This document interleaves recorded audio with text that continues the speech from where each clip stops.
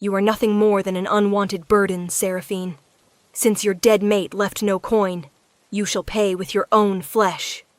Lord Varen's voice cracked through the stone chamber like a whip.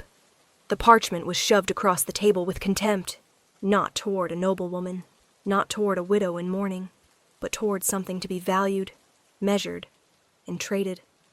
"Sign it," he ordered, his voice stripped of all human warmth, "or I drag your name through every tavern in the kingdom before sundown." The quill scratched against the parchment like a verdict being read aloud. Seraphine Ashvale kept her eyes fixed on the document. The letters blurred, her hands trembled, but the signature came out steady, each stroke of the nib engraving not merely her name, but the end of everything she had known as life. What she had learned early, that the world rarely forgives Omegas who show weakness. And weeping, she had discovered, was a luxury she could no longer afford. At 24, the title of widowed Omega was already carved into her soul like an invisible scar. She wore it with the same resignation she wore her gray mourning dress, the garment of a woman whose husband had died 14 months ago, consumed by a winter fever in 5 days flat. Aldrich Ashvale had not been an exceptional man. Neither cruel, nor particularly kind, ordinary. But his death had revealed truths she would have preferred never to discover. The debts were not merely considerable, they were catastrophic. Contracted in secret through failed grain ventures, gambling losses in the southern trading halls, and promises made on lands that never belonged to him. And now, sit with Aldrich buried long enough for snow to have fallen and melted twice over his grave, the creditors had finally come to collect. Seraphine had tried everything. Letters to distant kin, pleas to the Pack Council, offers of service as a healer's apprentice or a mending woman. Every door closed. No one wished to be associated with a debt-ridden Omega widow. It was social poison. Women without alpha protection in the kingdom of Velmir were vulnerable in ways Seraphine had only begun to fully understand after Aldrich's departure. They could not hold property without a designated guardian. They could not serve in guild professions without a signed endorsement from an established alpha. They could not simply exist without someone assuming legal and social responsibility for them. And so Lord Varen, if the debt collector who operated out of the merchant quarter of Thornhaven, presented her with the only remaining option, not as horror, but as unlikely mercy. A contract was already prepared. High-quality vellum pressed with red wax seals. Spaces carefully left blank for names and amounts. Seraphine picked it up with trembling fingers and read each clause slowly. Her stomach twisted tighter with every line. This was not an honest indenture, not an honest contract of service. It was a transfer of custody. Her person, her presence, her very existence would be ceded to a buyer who had already been located through discreet channels. Negotiations concluded in closed rooms. Value agreed upon in annexes Varen had not deigned to show her. She would be transferred as full settlement of all accumulated debts. When the buyer's name was finally spoken, the floor seemed to give way beneath her feet. Cadric Blackmere, Alpha King of the North March, Lord of the Iron Keep. The man known across 3 kingdoms as the Unbroken, a warrior who had never lost a battle, never accepted a treaty on unfavorable terms, never been moved by anything that resembled sentiment. The name awakened memories Seraphine kept buried deep. 2 years prior, at a harvest ceremony in the lowland villages, she had briefly crossed his path. No more than 5 minutes of polite exchange in a crowded hall, but it had been enough to carve itself into her permanently. Not because he had been violent, not because he had threatened her, because of the disconcerting certainty that those iron-gray eyes had seen through her entirely, that they had passed her skin and read every unspoken thought, every guarded fear, every carefully constructed mask.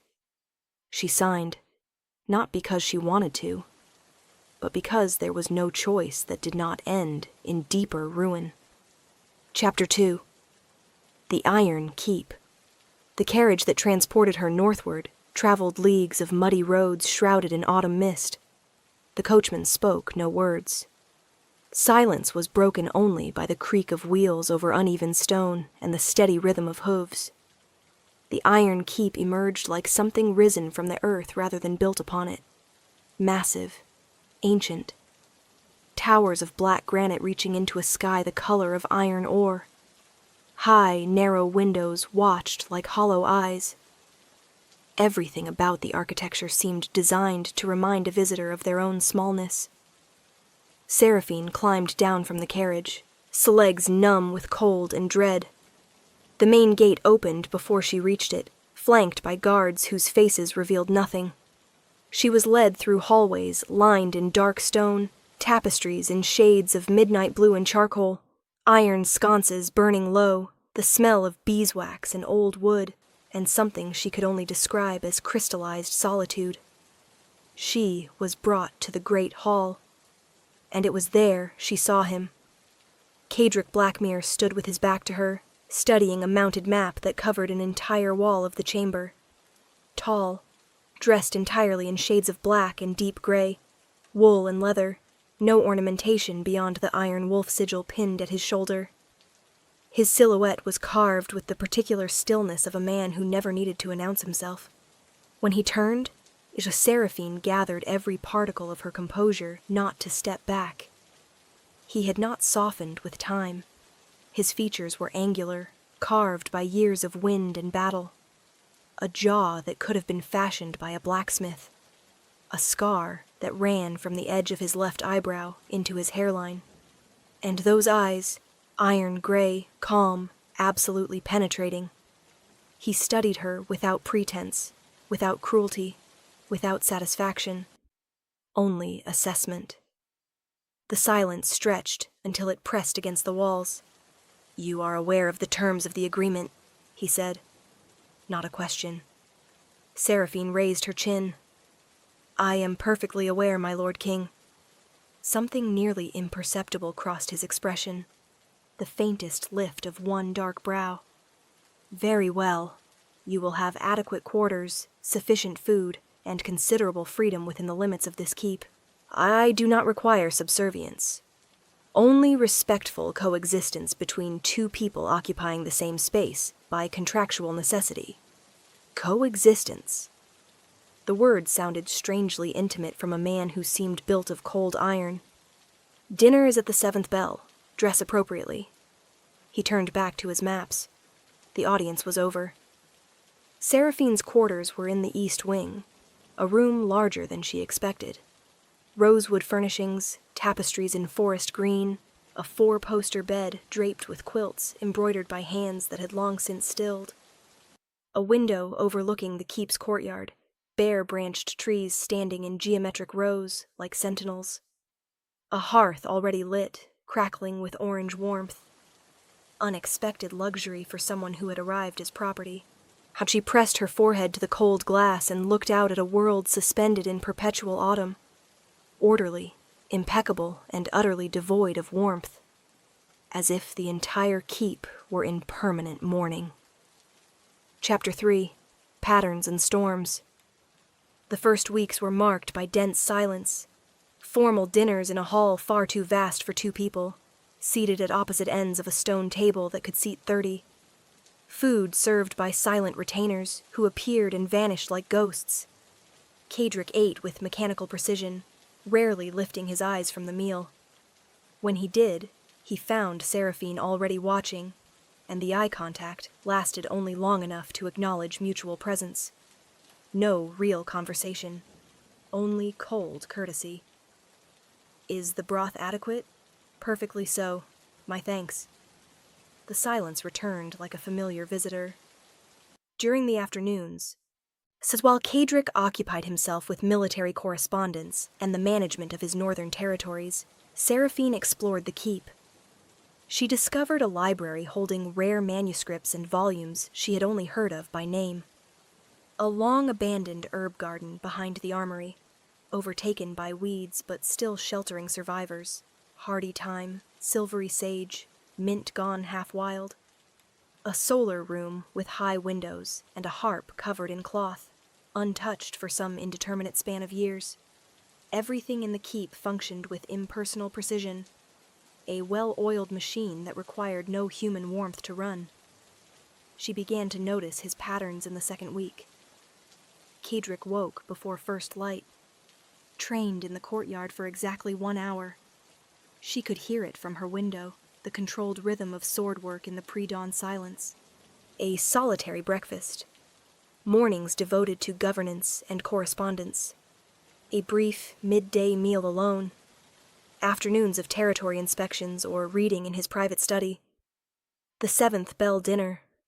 Retirement at the 9th hour. It never varied. As if routine were a wall he had built stone by stone around himself. The storm arrived without warning in the 3rd week. Seraphine woke to wind howling like a creature in pain. Rain lashed the windows with violence, threatening to break the old iron-framed glass. Lightning tore the sky, illuminating the courtyard below in stark, ghostly intervals. At dinner, she noticed Kedrick had barely touched his meal. His face was ashen beneath his natural darkness. His cheeks carried an unnatural flush. When he rose at the end of the meal, the movement was slightly unsteady, less fluid than his usual command. "My Lord King," she said, concern overriding caution. "Are you well?" He turned, and for the first time since her arrival, she saw fractures in the armor. His eyes glittered with fever. His breathing came too fast. "Merely tired. Good night." He was gone before she could press further. Seraphine could not sleep. She lay beneath heavy covers in the dark, listening to the storm rage, while a visceral instinct she had no name for refused to quiet. The pallor of his face, the fever-bright eyes, the barely perceptible stumble. At the 2nd hour of deep night, she finally rose. She moved silently through hallways, lit only by the dying embers of wall sconces, past portraits of Blackmere ancestors whose painted eyes seemed to watch her with combined suspicion and curiosity. She stopped before the heavy double doors of the Lord's chambers. She knocked. Silence. She knocked again, harder. Silence. She opened the door. The room was in complete disorder. Shocking in a man whose self-discipline was absolute. Clothes thrown over furniture. A broken cup glinting in shards on the stone floor. Curtains half torn from their rings. And in the massive bed, Kedrick Blackmere lay contorted beneath sheets soaked through with sweat, shaking despite the heat radiating from him like forge fire. He was burning. Eleanor approached without hesitation, pressing her palm to his forehead, and recoiled at the shock of the heat. He was delirious, muttering broken words in a hoarse, fragmented voice. "Marin, please, I should have been there. Forgive me. I couldn't reach them in time. Alone." The names and fragments came in waves, punctuated by low sounds of pain. Something old and unhealed speaking through the fever's lowered defenses. Seraphine understood immediately what to do. Her grandmother had been a respected village healer. Seraphine had spent countless childhood nights watching the old woman fight fevers by firelight in isolated farmhouses where no physician would arrive in time. She ran to the kitchens, set water to boil over banked coals. From her travel chest she retrieved a small carved case, linen packets of carefully dried herbs she had carried from habit and instinct. Willow bark for the fever, chamomile to soothe, verbena to strengthen, lavender to cleanse. She prepared the infusion with the precision of years of observation, ground the bark fine, combined the herbs in the right proportions, soaked clean linen cloths in cold water from the courtyard pump, adding drops of lavender oil that cut through the heavy air. She carried everything back on a wooden tray, climbing stairs she was beginning to know by feel. Through the rest of the night, she worked with silent, steady focus. She removed the heavy fur coverings trapping heat against his skin, replacing them with a single light linen sheet for air circulation. She applied cold compresses to his forehead, his wrists, the back of his neck, renewing them constantly as his fever heat burned through them in minutes. She lifted his head carefully and brought the infusion to his lips in small, patient sips, her shoulder beneath him, her voice low and constant even when he resisted. "You must drink. It will help. Trust me. Please." He fought her weakly in semi-consciousness, turning his face, pushing the cup aside with uncoordinated hands that had commanded armies.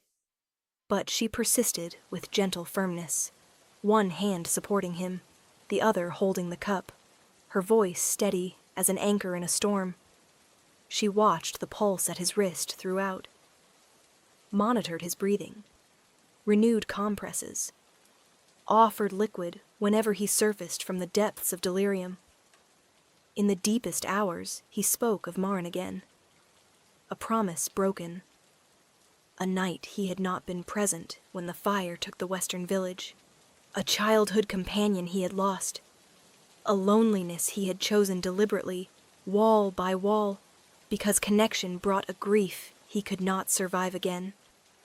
Seraphine heard every word, guarded each one with fierce privacy. She saw the man beneath the mask, and her heart, which she had armored so carefully, began its first quiet betrayal. The fever broke at first light, gradually, without drama. His breathing deepened and steadied. The furnace heat of his skin cooled to something merely elevated. The shaking ceased. The broken words gave way to silence, and then to genuine, healing sleep. Seraphine leaned back in the chair she had dragged to his bedside, every muscle aching, her hands still holding a cloth gone warm in her lap. She looked at his face, finally unguarded, without the iron mask of control. He looked younger, worn by something that had nothing to do with battle scars. Human, she thought, in ways the daytime armor completely conceals. Something warm and terrifying moved through her chest. Something she had no right to feel. That complicated everything. That felt dangerously close to connection. When Kadric woke, it was late in the morning. The first thing he saw was Seraphine, still seated beside the bed, her head tilted to the side in exhausted sleep. Damp cloth scattered around her, a cup with dried herb residue, lamps extinguished, every evidence of a long, solitary vigil. He lay still for a long moment, fitting the fragments together.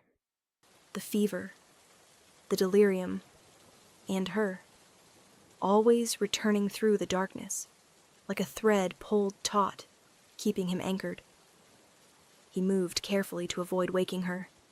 The slight creak of the bed frame betrayed him anyway.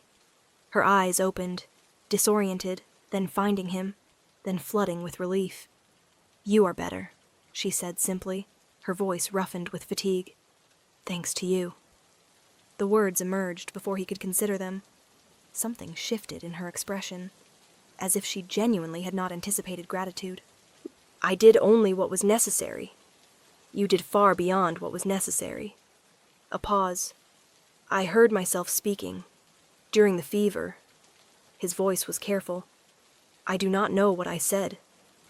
"Nothing I will repeat," she replied, and met his eyes directly. "Ever." He held her gaze for a long moment. "Thank you, Seraphine." 2 words spoken as though the language required to form them was one he had nearly forgotten. She nodded, gathered the cloths with efficient hands to disguise her own discomfort, and left the room without looking back. Something had irrevocably changed that night. Chapter 4. What Grows in Silence. In the days that followed Kadric's recovery, Seraphine did not wait to be assigned tasks. She organized the keep's long-neglected herb garden, working on her knees in cold earth, identifying survivors among the weeds, sage, thyme, mint, stubborn rosemary. She restored the plants that remained, cleared beds that had not been properly tended in years, judging by the accumulation of debris. She cataloged the library, which, despite its apparent order, was in genuine chaos. Rare volumes shelved beside common bindings, illuminated manuscripts stacked carelessly. She spent days building a logical system that would allow any volume to be found in moments. She taught the keep's housekeeper, Mistress Aldwin, several preparations for fortifying broths, long-simmered bone stocks, honey-sweetened restorative tonics, and herbed infusions for the cold season already pressing against the walls.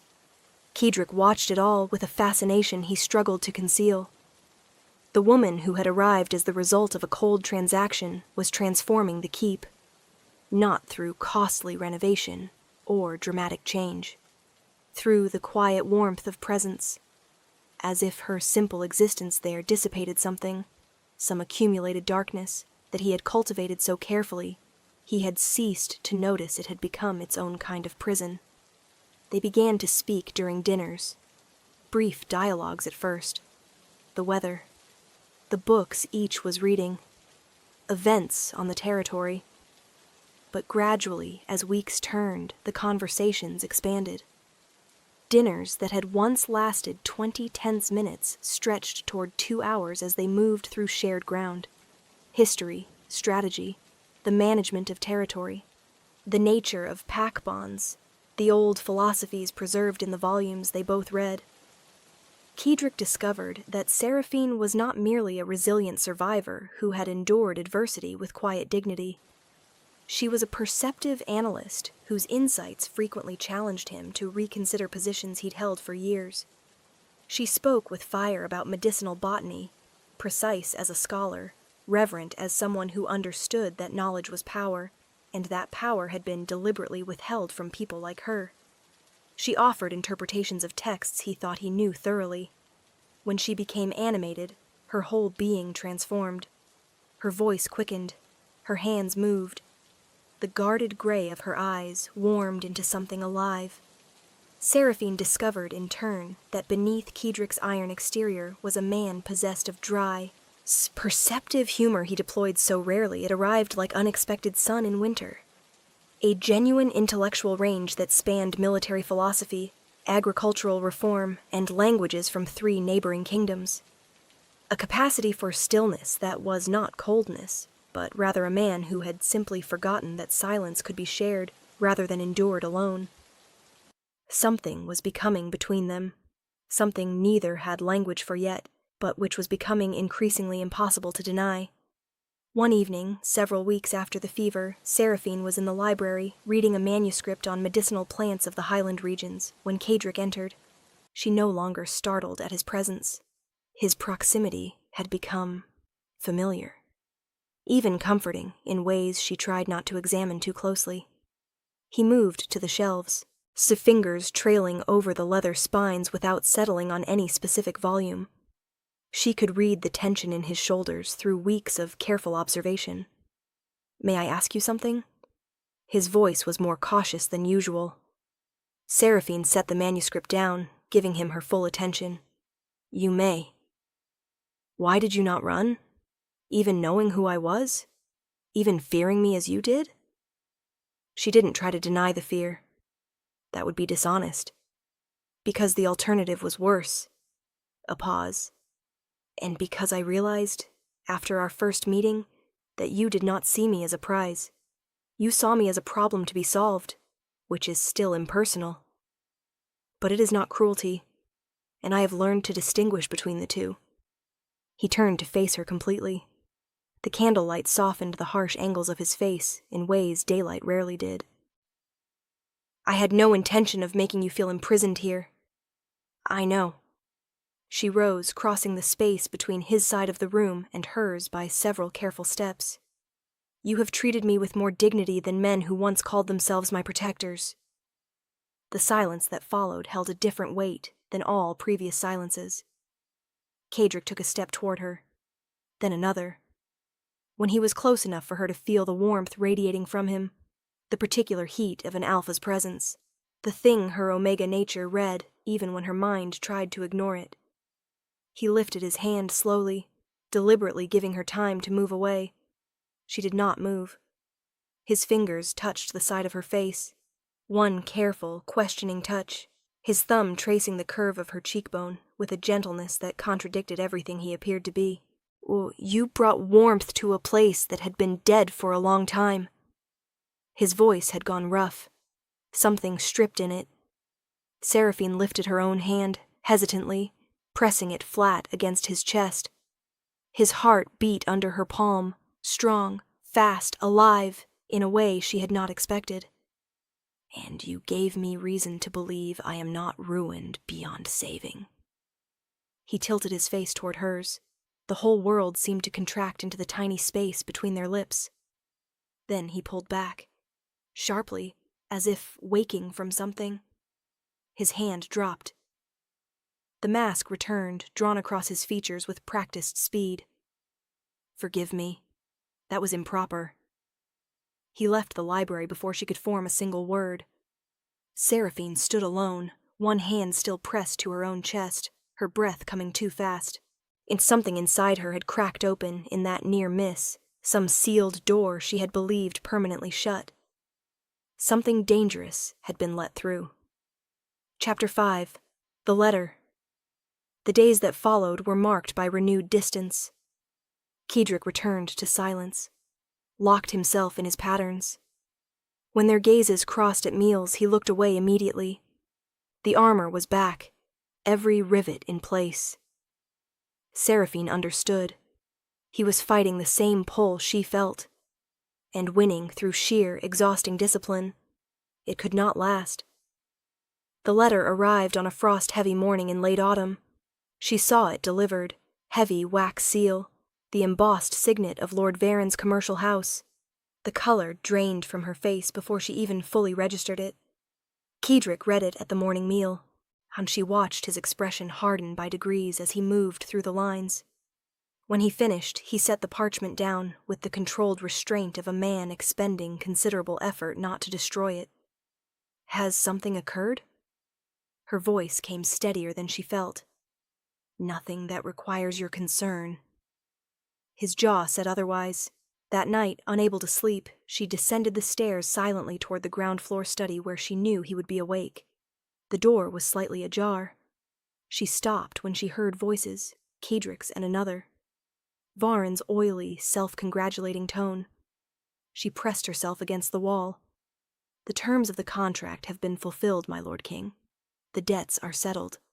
But certain irregularities have come to light that may require clarification." "What irregularities?" "Flat. Lethal. Or the original sums. I have discovered they were substantially inflated by parties who profited considerably from Mrs. Ashvale's misfortune.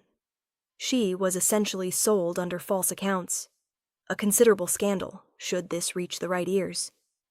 The Pack Council might take particular interest in how its Alpha King came to acquire an Omega under fraudulent circumstances." A long, dangerous silence. "I am merely here to ensure all involved understand the situation, and perhaps discuss what adequate compensation for my continued discretion might look like." Seraphine did not need to hear the rest. She understood everything with the horrible clarity of a person seeing a trap they have been caught in since the beginning. The debts had been manufactured. She had been the target of a scheme. And now Varen intended to use her continued presence here as leverage against Kedrick. She moved away from the door, her mind already cold and certain. She had to leave.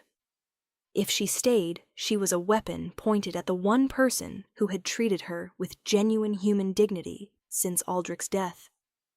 The decision was made with painful clarity before she reached the top of the stairs. Before first light, Seraphine packed what little she owned.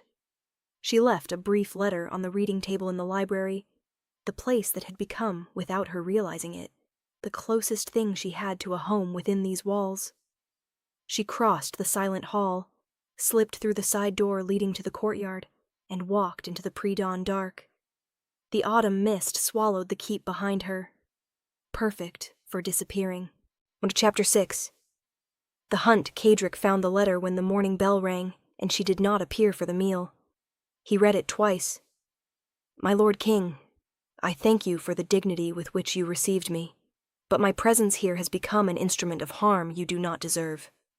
I was sold under false accounts. I will not allow that to continue endangering what you have built. May you be well. S. Ashvale."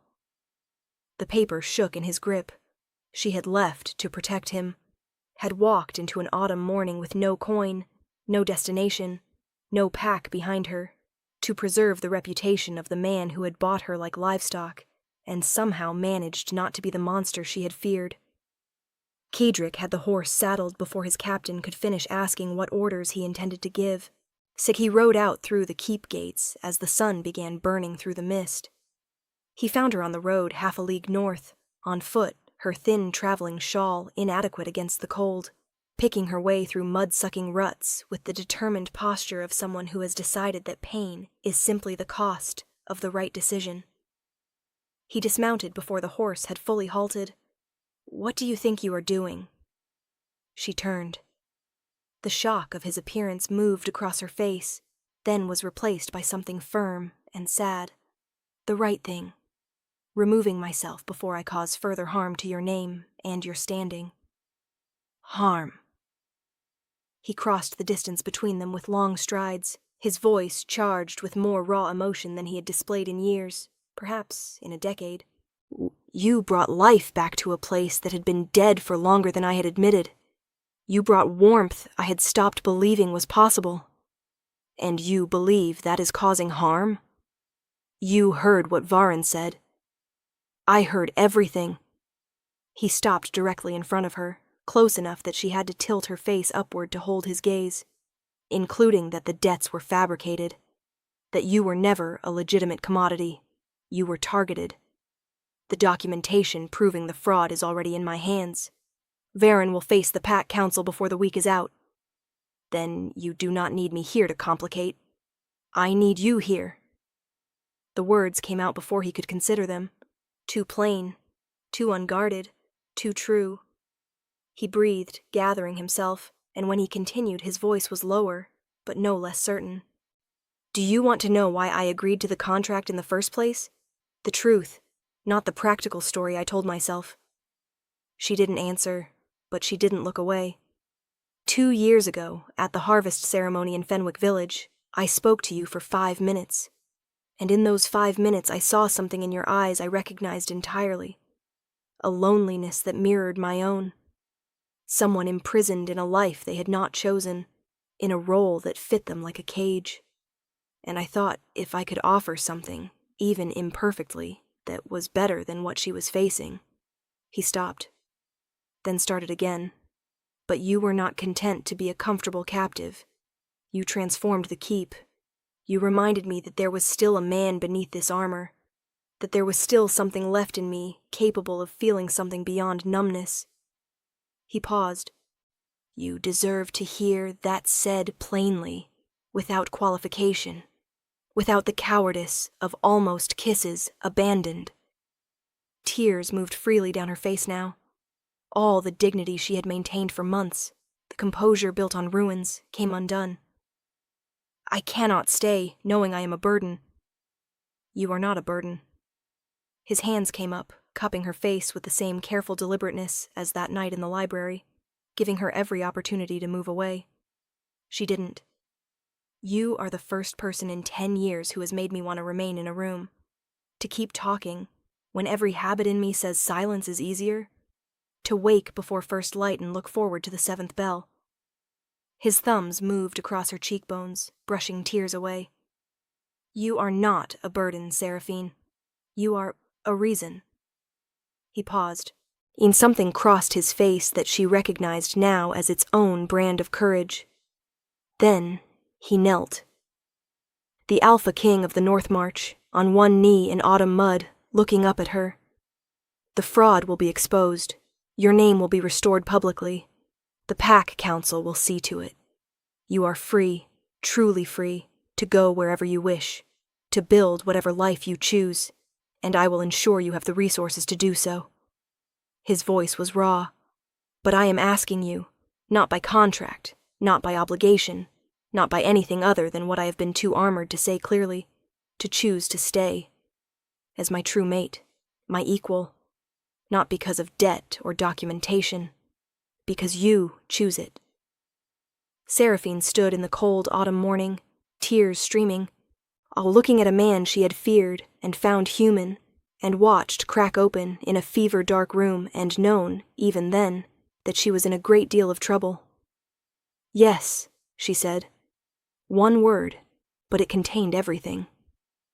He rose and pulled her into an embrace that was simultaneously anchor and release, the particular relief of two people who had been holding themselves apart through sheer exertion of will. When they kissed at last, there was no hesitation. Only warmth burning the cold from the morning. A promise that needed no seal and no witness. Chapter 7. The Reckoning. The evidence was presented to the Pack Council within the week. Varen's scheme unraveled with the cold efficiency Kedrick applied to everything that required dismantling. A consortium of creditors who had manufactured and inflated debts, and then sold Omega women to wealthy alphas through Lord Varen's brokerage, pocketing the difference between the real sum and the falsified one.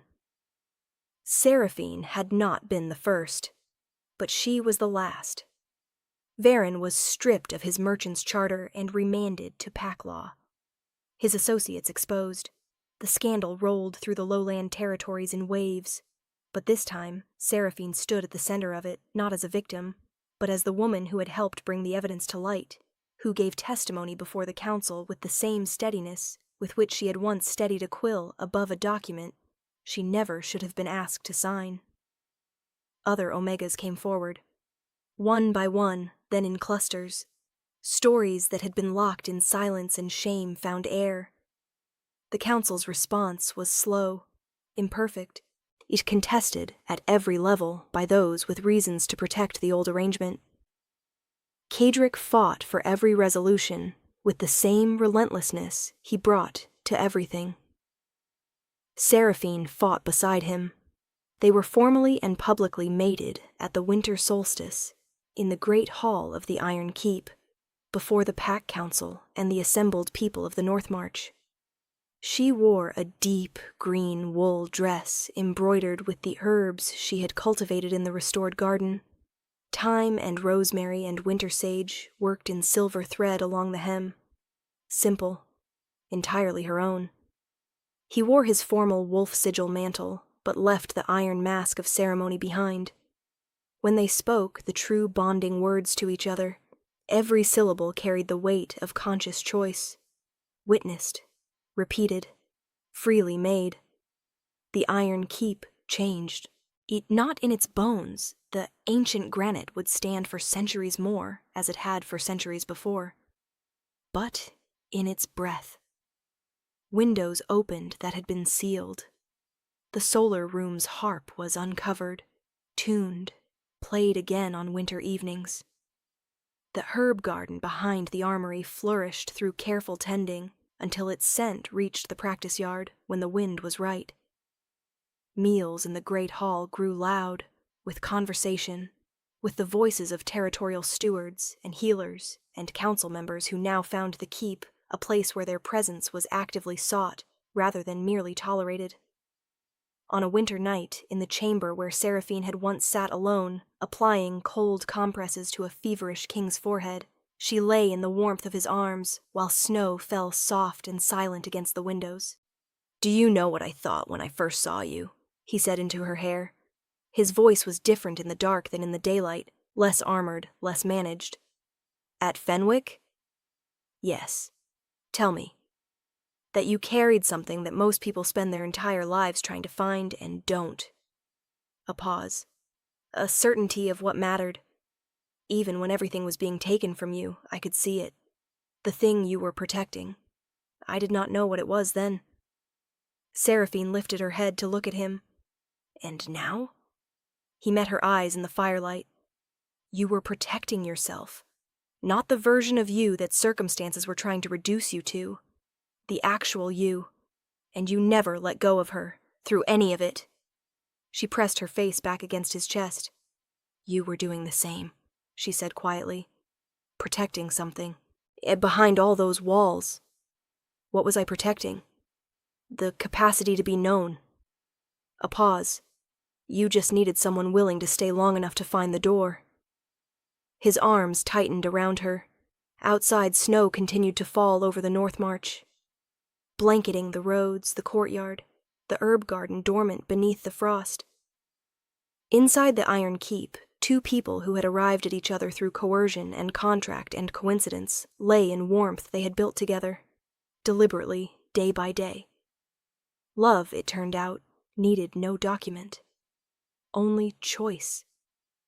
Every day. Again and again.